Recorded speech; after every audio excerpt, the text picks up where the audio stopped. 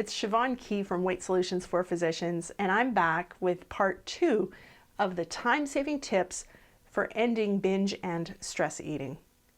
Now, did you watch video number 1? Because I think it's the most important one. So if you haven't, stop this video, go back and watch number 1. If you've watched that, then let's move on and let's talk about the next tool I'm going to teach you. Like I said, all of these tools are easy to implement. They don't take adding extra things to your day. So if you're busy already, you can still put these in place and start working on getting a handle on your binge or your stress eating. Before we get going with tip number 2, again, just a reminder that these videos are for educational purposes only and do not constitute medical advice, nor do they create a patient-physician relationship. All right, tip number 2 is learn how to manage your cravings. And what do I mean by that? Well, this, I can tell you, was a life-saving, life-changing tip for me. When I learned this tool, it took me from struggling with certain behaviors that I hadn't been able to get a handle on for years. I'd tried for years to stop hitting the drive-thru every time I got stressed. And when I learned this tool and this way of approaching cravings, I was able to stop doing that behavior, stop craving the drive-thru the minute I got stressed within days. So something that had taken me years, I ended it in days using this tool.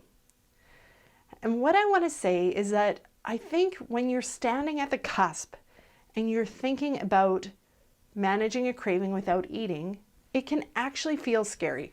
And it felt scary to me too. I'm not really sure what that fear is from.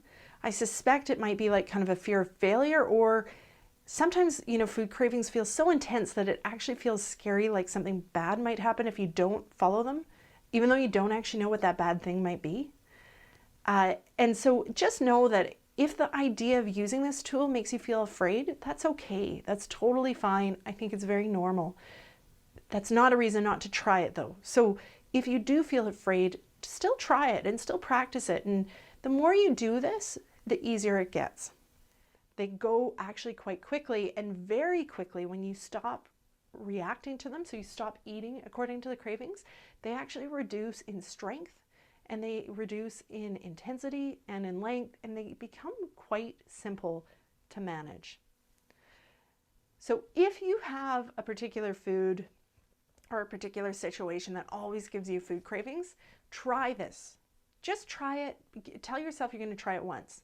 See how it is. And then once you've tried that once, see if you can do another one, and just see how many you can get done. Because the more you do, the simpler it gets. And when you can teach yourself that this is possible, the whole world changes. Like, just think about it. Think of how many different situations, if you could walk through them knowing you could manage food cravings without eating, well, totally different world. Like, that would mean you can manage food cravings when you're stressed, when you see other people eating, when you walk into the movie theater and you smell popcorn. All those situations become not as big of a deal when you're trying to lose weight. And I think that's awesome.